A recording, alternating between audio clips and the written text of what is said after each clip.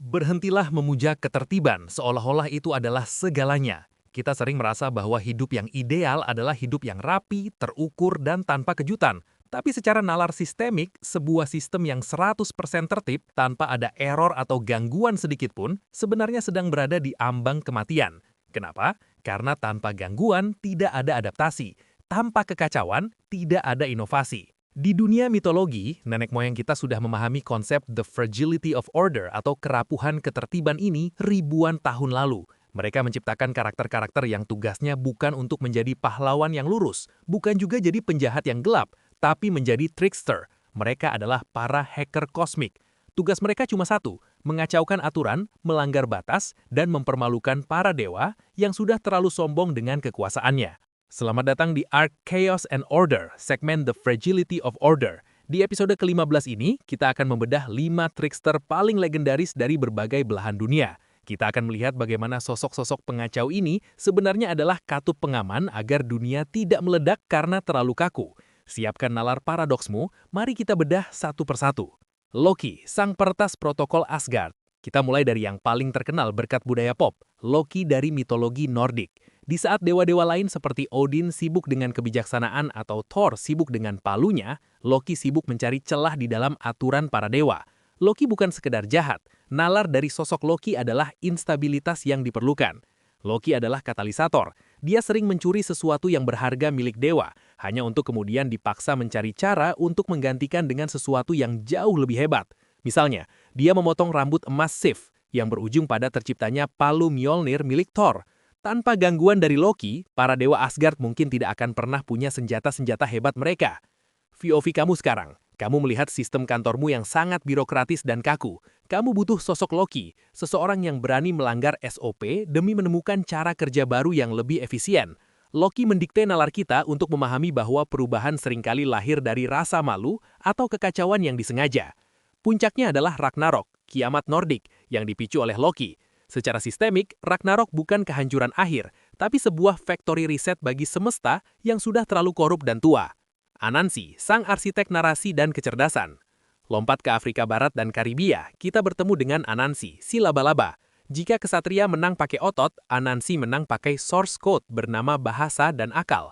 Nalar Anansi adalah asimetrisitas kekuasaan. Dia seringkali bertubuh kecil dan lemah, tapi dia bisa mengelabui harimau atau bahkan Tuhan untuk mendapatkan apa yang dia mau. Anansi adalah pemilik semua cerita di dunia. Dia mengajarkan bahwa siapapun yang menguasai narasi, dialah yang menguasai realita. Dia sering melanggar aturan moral demi keuntungan pribadi, tapi dalam prosesnya, dia memberikan pelajaran berharga bagi manusia tentang cara bertahan hidup di bawah pengaruh penguasa yang lebih kuat. POV kamu sekarang, kamu sedang menghadapi birokrasi yang sangat menindas. Kamu tidak punya uang, tidak punya jabatan. Di titik ini, kamu butuh nalar Anansi. Gunakan kecerdikan, cari celah di antara kata-kata, dan putar balikkan logika lawanmu. Anansi mendikte nalar kita untuk percaya bahwa order yang dibuat oleh si kuat bisa diruntuhkan oleh chaos yang diciptakan oleh si cerdik. Dia adalah pahlawan bagi mereka yang hanya punya otak sebagai satu-satunya senjata. Raven, sang pencuri sinar. Di tradisi penduduk asli Amerika Utara, Haida atau Tlingit, ada sosok Raven atau burung gagak.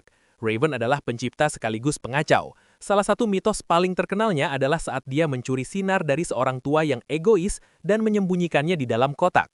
Raven mengubah dirinya menjadi bayi untuk menyusup ke rumah orang tua itu, lalu membawa lari sinar tersebut untuk dibagikan ke seluruh dunia. Nalar Raven adalah distribusi sumber daya lewat pencurian. Bagi Raven, ketertiban yang menyimpan kekayaan untuk diri sendiri adalah sebuah kejahatan, maka dia menciptakan kekacauan dengan cara mencuri. Tanpa Raven yang melanggar privasi dan hak milik, manusia mungkin akan selamanya hidup dalam kegelapan. POV kamu sebagai penonton, kamu melihat adanya ketimpangan informasi di sekitarmu. Ada segelintir orang yang memegang rahasia sukses tapi tidak mau berbagi.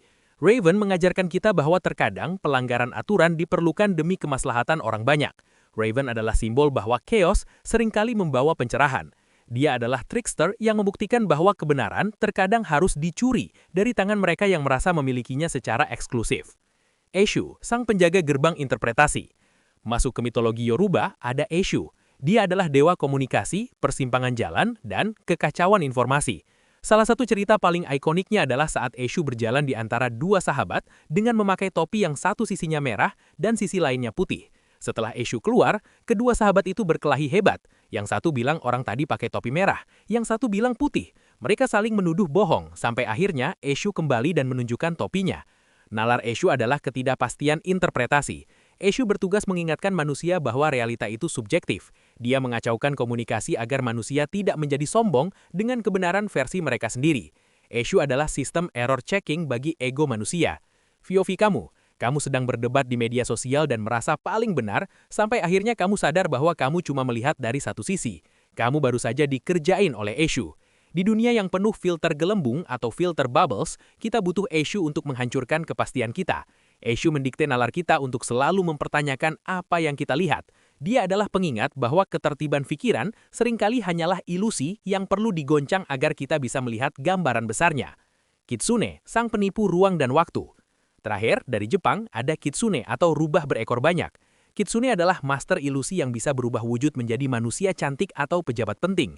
Nalar kitsune adalah deformasi realita. Dia tidak merusak dunia secara fisik, tapi dia merusak persepsi kita tentang apa yang nyata.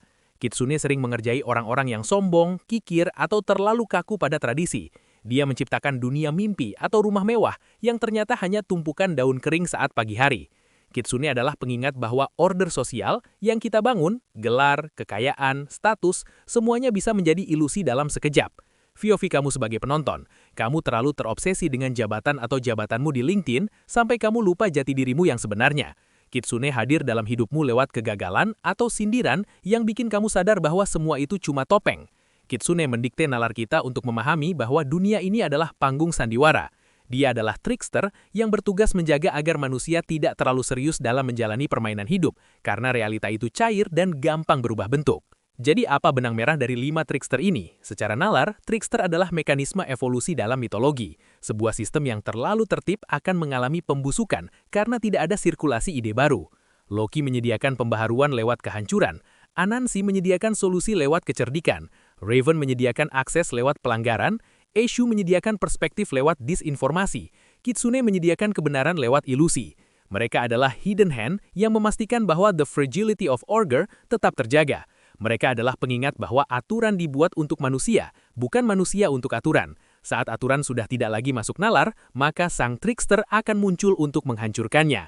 Kekacauan yang mereka bawa bukan untuk merusak dunia, tapi untuk membebaskan dunia dari kebosanan dan kematian kreatif. Kita butuh trickster dalam hidup kita agar kita tetap rendah hati, tetap kreatif dan tetap sadar bahwa satu-satunya hal yang tetap di alam semesta ini adalah perubahan itu sendiri. Terima kasih sudah nonton sampai habis. Kalau kamu suka cara kita ngejelasin hal-hal rumit jadi lebih masuk akal, jangan lupa follow Titik Nalar. Kita bakal terus bahas banyak hal sehari-hari yang sebenarnya menarik, asal dijelasin dengan cara yang benar. Titik Nalar, jelasin dunia, satu nalar dalam satu waktu.